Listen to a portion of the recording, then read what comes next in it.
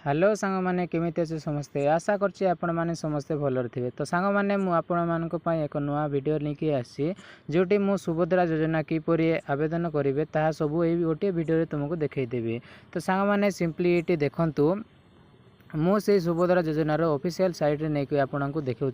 तो देखो सामान्य सुभद्रा योजना अप्लाई करिवार प्रोसेस कौन रही ये कौन कौन डॉक्यूमेंट सब दरकार मुझे गोटे वीडियो आप समस्त कहीदेवी। तो सामान्य सिंपली मो सहित जड़ित हो रुहतु। जदि आपण मैंने आम चैनल नुआ आसते वीडियो टी गोटे लाइक कर दिंतु आ चैनल टी गोटे सब्सक्राइब करने को भूलु ना सामान्य। तो सिंपली देखो सामान्य मुझे सुभद्रा योजनार ऑफिशियल साइट को आपण मानक नहीं आसी। तो सिंपली मुझे गोटे गोटे कर आपण मानक सब जणाई दूसरी कि आपण मैंने केमिति योजना टी को अप्लाई करें। तो सांग मैंने सिंपली आपण ये ऑफिशियल वेबसाइट रे आपण मैंने ओपन कला पर देखो सामान्य ये आपन को सबू प्रकार विषय लिखा जाची कि आपन किपरि आपन कौन कौन डॉक्यूमेंट सब दरकार आपन किपरि आवेदन करें सबू किसी जगह गोटे जगह लिखा जाए। आवेदन प्रक्रिया कौन रही हिताधिकारी को चिन्हट करवा प्रथम है हिताधिकारी को चिन्हट करवा।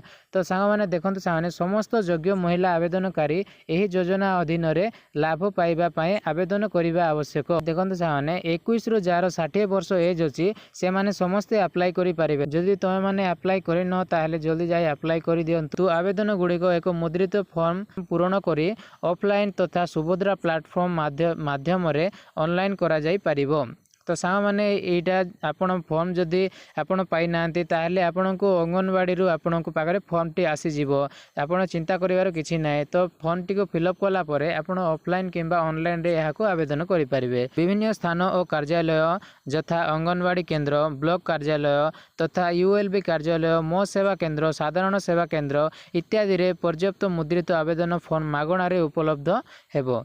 देखो सामान्य यहाँ मो सेवा केन्द्र किंबा साधारण सेवा केन्द्र ब्लॉक रे किंबा अंगनवाड़ी समस्त सबू जगह ये फॉर्म टी एवेलेबल थी जाकि मागिकी नहीं आसतु आ फॉर्म टी को फिलअप करके आपड़ जमीती हेले अप्लाई कर दिंतु। तो देखो सामान्य आवेदनकारी माने फॉर्म पूरण करी एहाको निकटस्थ मो सेवा केन्द्र किंबा साधारण सेवा केन्द्र सीएससी रे दाखल करने को पड़ो। तो सांग मैंने देखूँ आपड़ जितेबले से फॉर्म टी को फिलअप करते ताहले फॉर्म टी को फिलअप कलापर मो सेवा केन्द्र रे किंबा साधारण सेवा केन्द्र जाकर से फॉर्म टी को दाखल करनियंतु।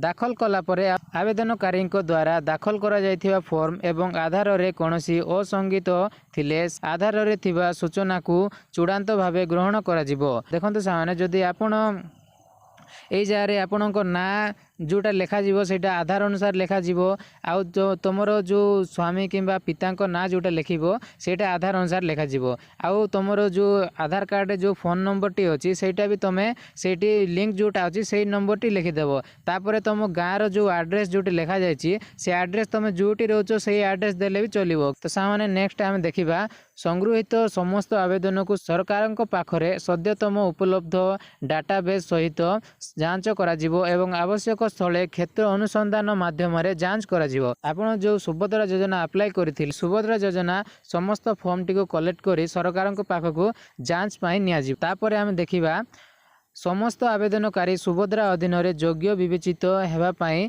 निजको निजे प्रमाणित करेंगे। तो सांग मैंने निजको निजे ये प्रमाणित करने पड़ो जे मुझे सुभद्रा योजना योग्य अटे। आपण को ये जगह जब 4 चकिया गाड़ी थी कि आपणकर जलसेचन जमी 5 एकड़ अधिका थी एमती बहुत नियम अच्छी जहाँ आप फॉलो करने को पड़ो। तो ये आवश्यक घोषणानामा देवे एपाई जो जेते जो डॉक्यूमेंट अच्छी सब आपन को देवाक पड़ो एवं EKYC आवश्यकता को पूरण करेंगे। देखो सामान्य EKYC आपन को पूरण करने को पड़ो। EKYC पाई चेहरा प्रमाणीकरण सबुठु पसंद योग्य माध्यम हेबो। तो सेटा आपन को करने को पड़ो। हिताधिकारी माने सेमानकर आधार नंबर प्रदान करी सुभद्रा मोबाइल ऐप माध्यम यही प्रक्रिया संपादन करें। तो सामान्य यहाँ सब आपण मैंने करेंगे। ताहे लास्ट देखंतु जड़े हिताधिकारी सुभद्रा पोर्टाल माध्यम ओडिशा रे थिबा तांको साथी अन्य समकक्ष भौणी मानक सशक्तिकरण एवं कल्याण को समर्थन करने स्व इच्छा सुभद्रारू बाहर चयन करें। तो सांग मैंने देखंतु ये थिला आज सुभद्रा योजना विषय रे किछि इनफॉर्मेटिव वीडियो। तो सांग मैंने जदि वीडियो टिके भी भल लगी ताहले वीडियो टी गोटे लाइक कर दिंतु आ चैनल टी गोटे सब्सक्राइब करने को भूलंतु ना सांग मैंने।